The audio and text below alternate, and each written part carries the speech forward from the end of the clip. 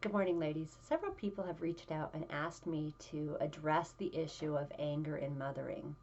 And although that is a very common issue and things that I have walked through in my own life, it is also a bit intimidating just because it is such a big issue and there are so many dynamics to it and to understand it all. So I am actually going to tackle it. I'm going to try to speak into it in several smaller videos, kind of addressing different things about it. Please understand though, I am not a trained counselor. I have not gone to school for counseling. I am just a mom that has walked through this with the Lord for 8 kids. My husband has been a pastor for over 25 years. So, of course, through those years, we've sat with a lot of people and talked about a lot of different things. And I've learned things along the way.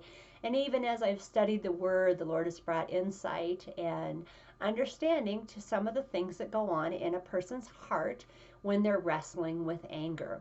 So I'm just going to touch it just a little bit today, just kind of engage it, introduce it, and then I want to talk a little bit about some of my concerns with even addressing it or how it is addressed on these videos.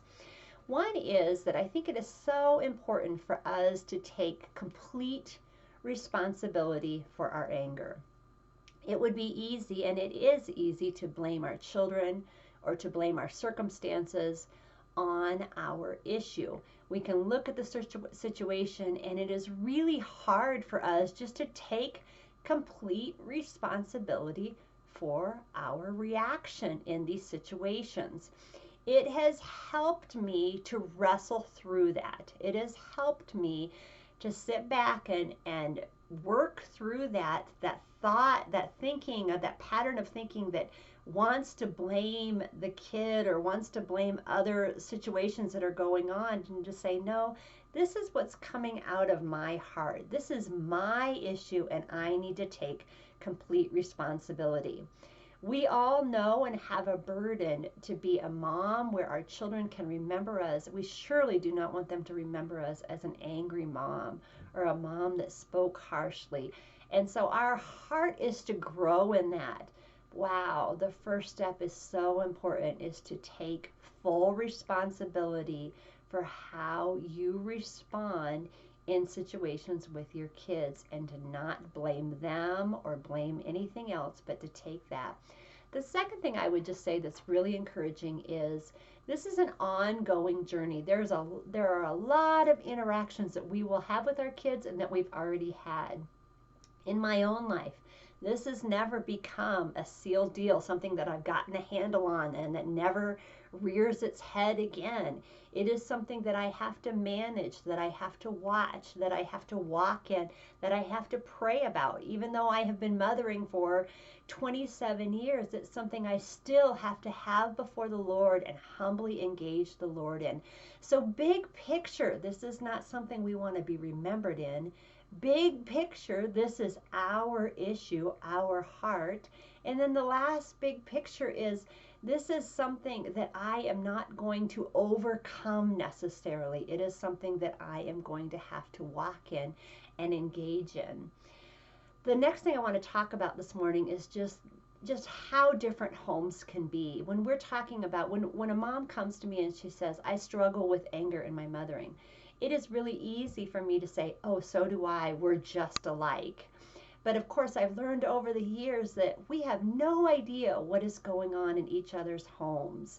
That homes are very private places, and unless a sister comes along and shares with me exactly what is happening in her home and I can ask questions, that is what brings understanding and light to this. So to speak into that without the ability to ask questions and to understand the dynamics that are going on, it's kind of like I'm just stabbing in the dark a little bit at this. So I just want to stop a minute and just say, if you are saying, I struggle with anger in my home, those words are a very broad umbrella of what is really happening in your home.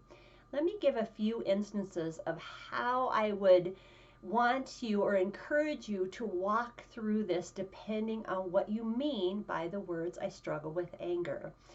If there have been instances in your home where you have cursed at your children, if there have been instances in your home where you have called your kids names, or you have said degrading things like you are so stupid or you never do anything right. If there have been instances in your home where you have reached out and slapped a child in anger, or thrown a child against a wall, or pushed a child, or kicked a child, the words when you say, I struggle with anger in my home, are very different and have a context to that that is very important. If those are things that have happened in your home, I would encourage you to get other people involved. Maybe even your husband doesn't know these things that have happened. Maybe he was at work or he wasn't present. I would encourage you, you need to confess to someone. You need to bring someone into your world, someone local into your struggle. They need to hear your heart, and you need to work that through with others shedding light on that. There's a verse in James 5:16. It says, therefore, confess your sins to each other and pray for each other so that you may be healed. The word says there, confess it. Get someone that loves the Lord, that loves you, that wants to help you, and bring this to light in detail so that this is not just this hidden shame that's in your life, but that there can be light brought into that. And then the next step the last thing I would encourage you to do is to ask for forgiveness. We have to go back to our kids when we have responded in anger with a tone or whatever. We need to go back to our kids and we need to be clean with this. And we need to ask forgiveness and not tag on any little excuses like you made me do it, or it was your fault, or next time you need to obey. To eliminate all those, and that can be really challenging because that's where we're taking full responsibility for it and we're going back and we're getting it right. So we need to simply come back to our kids or back to our husband if we're angry with our husband, and we need to say in full responsibility, I am sorry that I was angry. This was my issue. It came out of my heart.